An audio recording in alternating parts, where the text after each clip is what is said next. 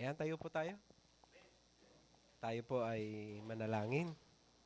Pag-pray po natin yung ating magiging pakikinig ng mga salita ni Lord.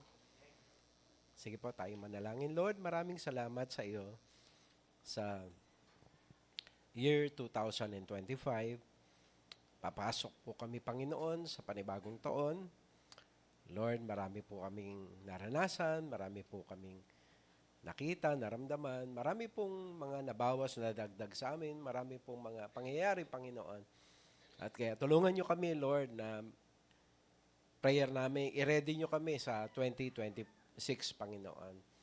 Para sa pagpasok po namin dito, Lord, tunay na kami ay aware, Lord, na nandyan ka at gusto mo na ang bawat isa ay magkaroon, Lord, ng mga katangian na makakatulong po sa amin, Panginoon, para, Lord, mas maging maganda po, Lord, ang magiging resulta ng aming pong pagpasok ng 2025. So, Lord, prepare us and help us, Panginoon, na yung mga characteristic, Lord, na gusto mo na alisin sa amin at gusto mo, Lord, na ilagay sa amin ay tunay na maging open yung heart namin, yung mind namin, at yung spirit namin, at talagang tanggapin namin, Lord, kung ano man ang gusto mong i-add or alisin at i-correct, Lord, at i-replenish or bawasin o kung ano man, Lord, ang gusto mong ma-improve pa sa bawat isa sa amin. So, Lord, bless your word, bless mo ang bawat isa, at dalangin namin, Lord, na tunay na mag-glorify ka at ikaw po, Lord, ang siyang patuloy na mag-commit ang bawat isa na talagang sumunod at maglingkod po sa iyo, Lord. Salamat po. Ito pa aming dalangin, Lord, sa pangalan namin, Panginoong Yesus. Amen, amen. Sige po, palakpakan natin ang Lord. Amen. Maaari na po tayong makaupo. At ngayon po ay December 28. At ang ating pong pag-uusapan ay yung isang word po dito sa text natin na 2 Peter chapter 1 verse 13. Okay, sa Nashbi ko po ito kinuha at ang nakalagay po doon ay I consider it right as long as I am in this earthly dwelling to stir you up by way of reminder. Okay, kinuha po natin na word na yung pong reminder. So, ayan, sabihin niyo po sa inyong katabi, tayo ay paaalalahanan ngayong araw na to. Ang kakaiba lang po, mga kapatid, doon sa paalala, ay prophetic din po itong reminder na ito sa bawat isa. So, kaya tignan po natin yung tatlong paalala bago pumasok ang 2026. Kadalasan po, pag New Year, marami po ang gumagawa ng mga New Year's resolution. di po ba? Tayo po ay may mga New Year's resolution. Pero ibahin po natin ngayon. Ang gawin po natin, magpaalala naman po tayo bago po magkaroon ng bagong taon. Hindi ito basta lamang paalala kasi ito po ay prophetic, meaning meron po itong paalala sa susunod na o sa darating na panahon. So kaya po, tignan po natin yung isa o lahat sa tatlo ay maari po nating pagdaanan. Okay? Kaya sana po maglaan po tayo ng atensyon. Okay, tingnan na po natin yung tatlong paalala. Una, pag binasa po natin ang Kawikaan chapter 3 verse 27, ito po ang ating makikita. Sabi po sa Tagalog, ang kagandahang loob ay huwag ipagkait sa kapwa kung ikay may kakayanan na ito ay magawa. Okay, ulitin natin. Ang kagandahang loob ay huwag ipagkait sa kapwa kung ikay may kakayanan na ito ay magawa. So ano po yung paalala sa atin? Pakisabi po sa inyong katabi, huwag tayong maging madamot. Okay, ulitin natin, huwag tayong maging madamot. Ayan. Alam nyo, mga kapatid, next year, magkakaroon ka ng mga pagkakataon na gumawa ng kagandahang loob o ng kabutihan. Kaya pag dumating ang pagkakataon na yon, ano po ang ating gagawin? Huwag tayong humindi. Amen? Huwag din nating ipagmamaya o ipagpabukas. Kasi yung pagkakataon na meron pong ino-open ang Lord sa atin para magawa po natin yung goodness, ay minsan po, kapag ka po dinelay natin o kaya ang ginawa po natin ay medyo hindi na rin po yun angkop doon sa sitwasyon. Kaya po, ilakad po natin yung sinabi ng Efeso 2:10. Anong sabi doon? Sapagkat tayo'y nilalang ng Diyos, nilikha sa pamamagitan ni Kristo Jesus, upang iukol natin ang ating buhay sa paggawa ng mabuti. Amen? Amen? So, ikaw at ako ay hindi naligtas sa paggawa ng mabuti.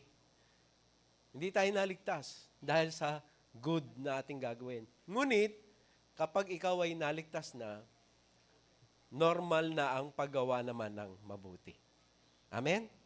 Kasi yan po yung plano ng Lord sa atin. Ulitin ko po, ano po sabi? Sapagkat tayo nilalang ng Diyos, nilikha sa pamamagitan ni Kristo Jesus upang iukol natin ang ating buhay sa paggawa ng mabuti. Iyan ang layuning pinili ng Diyos para sa atin noong una pa man. Okay? So dito makikita po natin mga kapatid na ikaw at ako, meron pala tayong dapat na maintindihan sa buhay. Ano yun? Is dapat ikaw at ako ay matutong mamuhay sa purpose. Purpose. And one of the purpose ay ito po.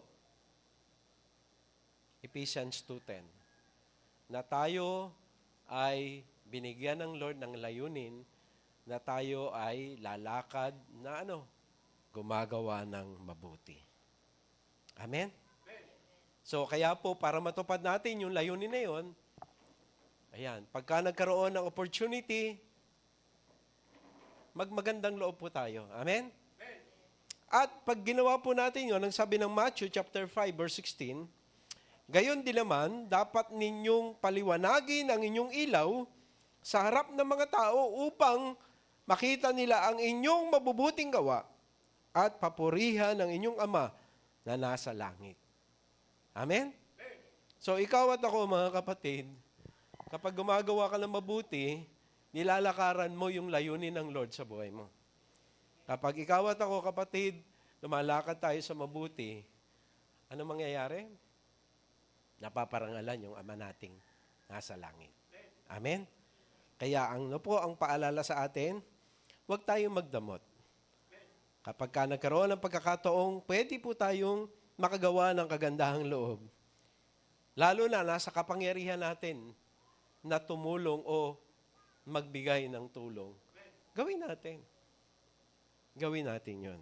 Dahil yun po ang purpose ng Lord sa buhay ng bawat isa. Pangalawa na paalala, sabi po ng 2 Timoteo chapter 4 verse 10 and 11, sabi rito, iniwan na ako ni Demas dahil sa pagkahumaling niya sa sanlibutan.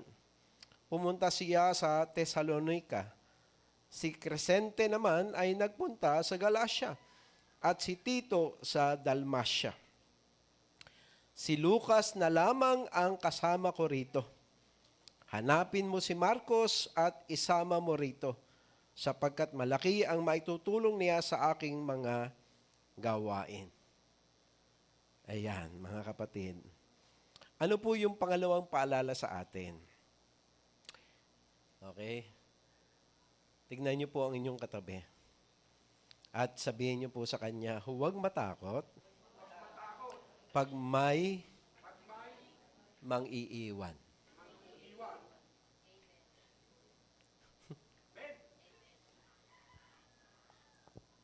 Alam natin, mga kapatid, na si Paul, okay, kasama po sa kanyang mga dinisciple ay si Demas. At may panahon na kung saan ay kasama niya talaga si Demas. Pero iniwan siya. Ngayon, ito namang dalawa pa na binanggit dito na si Crescente at saka si Tito, mga kapatid, hindi naman talaga siya iniwan, pero nung pagkakataon na yon, wala sila sa tabi niya. Kasi meron silang ibang ginagawa. At, ang sabi niya, si Lucas na lamang yung kasama niya. Alam niyo, ito pong binabanggit natin na pang-iiwan, naranasan po ito ng ating Panginoong Hesus. Pag binasa niyo po ang Juan chapter 6, verse 66 at saka 67, ay ito po ang inyong makikita. Okay, nangaral at nagturo ang ating Panginoong Hesus. At noong medyo, kumbaga mabigat na po yung kanyang tinuturo, medyo na-offend na po yung pong mga nakikinig. Pero yung nakikinig po ay hindi basta-basta, mga alagad po yun, mga tagasunod yun. Kaya ano pong sabi ng ating binasang text 6, 66, 67 ng John? Sabi dito, mula noon marami sa kanyang mga alagad ang tumalikod at hindi na sumama sa kanya. Tinanong ni Jesus ang 12, kayo naman, gusto rin ba ninyong umalis? Meron po talagang mga pagkakataon na kung saan sa ating pong buhay, okay, sa ministry man, minsan, huwag tayong magugulat pagka meron po talagang mga nababalitaan tayong may mga church na minsan nag-i-split, minsan meron po talagang mga magkakasama talagang magkukumpare pa yan, pero nagkakaroon po sila ng paghihiwalay. Kasi minsan po meron pong mga pananaw at pangangatwiran na hindi na po Naalala niyo po, nung panahon na yon ay si Paul, at saka si Bernabe, di ba? Naghiwalay din po sila. May mga pangyayari pong ganon. Nangyari yun sa Lord. At kung babasahin din natin ang Mark 14:50, tumakas ang lahat ng mga alagad at iniwan ang ating Panginoon. Minsan po, yung panahon na mawawala sila,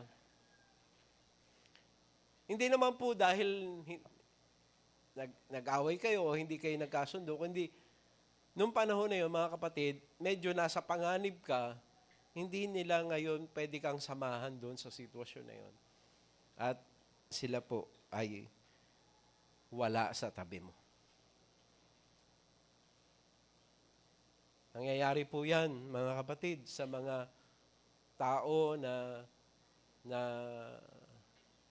may asawa at pagkatapos ay namatay yung kanyang kabiyak, tapos wala silang anak. Tapos ngayon, mag-isa na lang siya. Nung dumating ang panahon sa kanyang buhay na siya po ay nagkasakit, sino pa bibili niya ng gamot? Hello? Hello? Yung mga kapitbahay niya, wala. Di ba? Kapitbahay niya nasa Marinduque, yung isa naman po ay nasa Lucena, na ano po.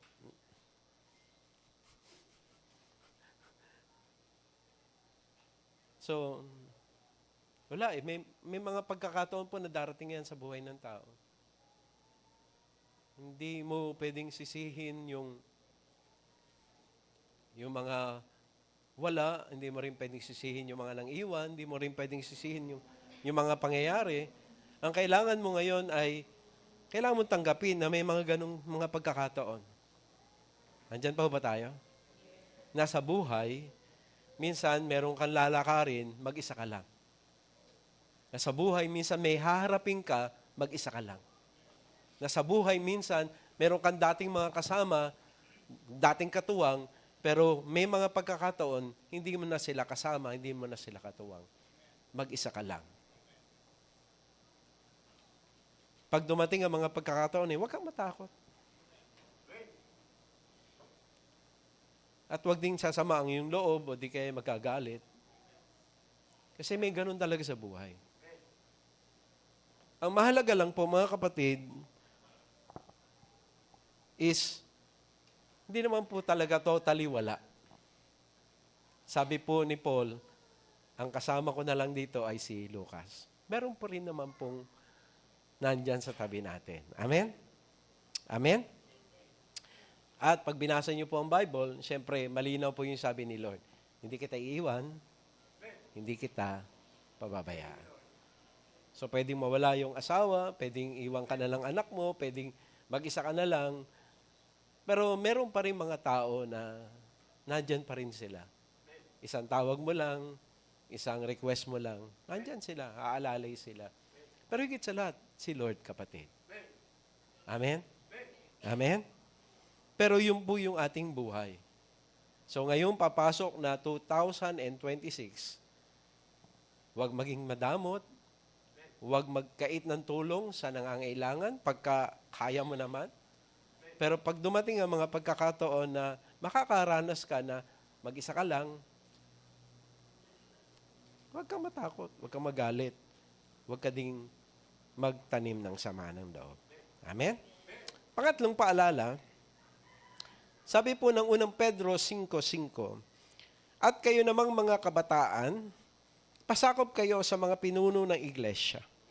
Magpakumbaba kayong lahat sapagkat nasusulat, sinasaway ng Diyos ang mapagmataas, ngunit kinaluluguran niya ang may mababang kalooban.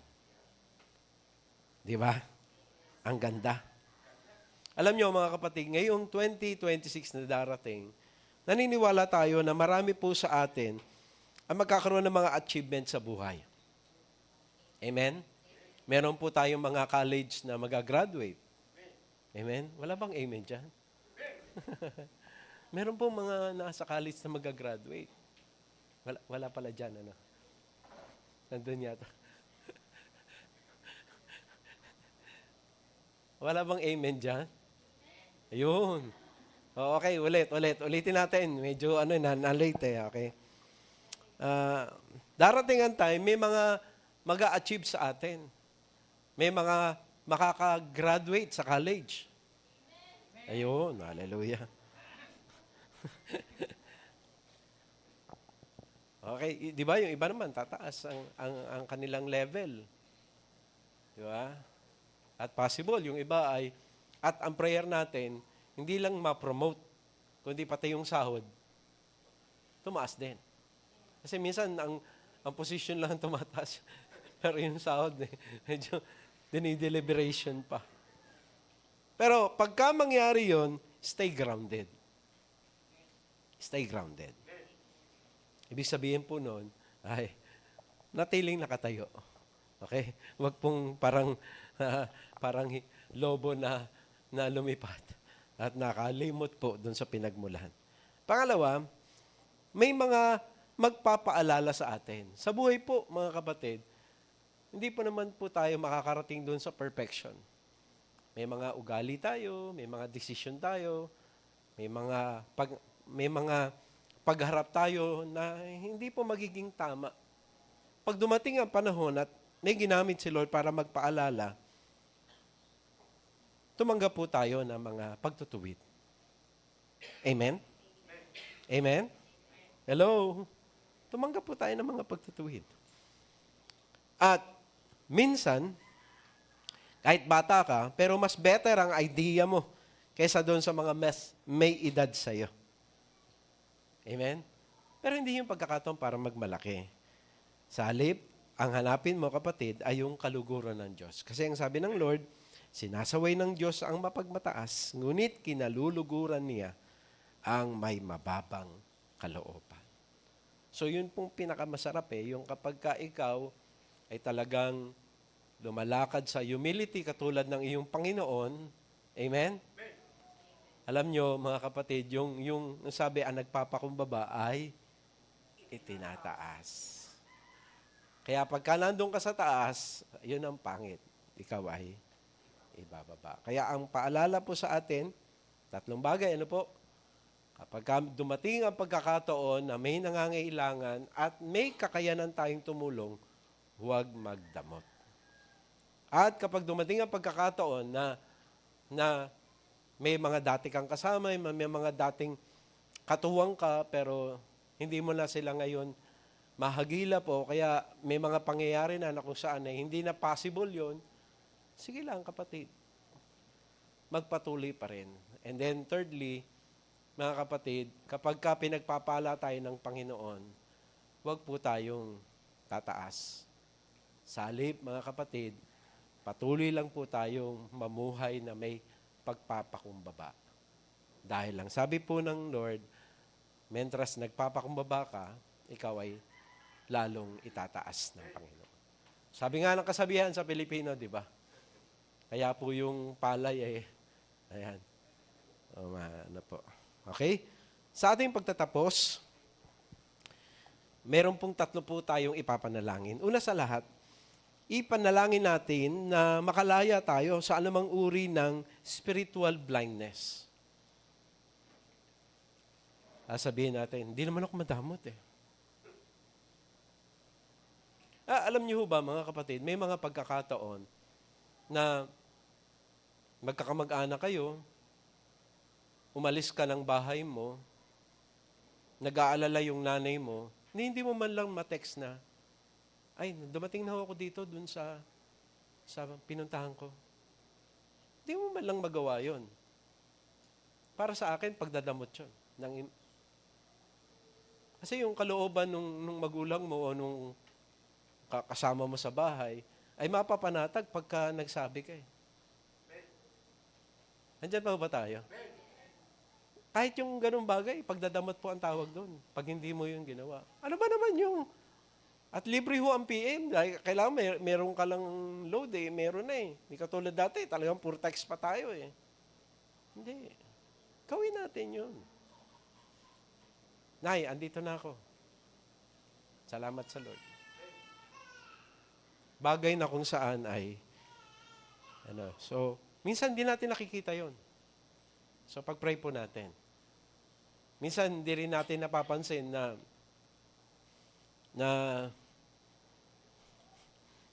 nagtatampo rin pala tayo. Di ba? Pag-pray po natin yon. Kasi, yun po yung isang bagay na minsan, kaya siguro nagiging iba yung ating kilos at galaw. At minsan, di natin napapansin, nagalit pala tayo.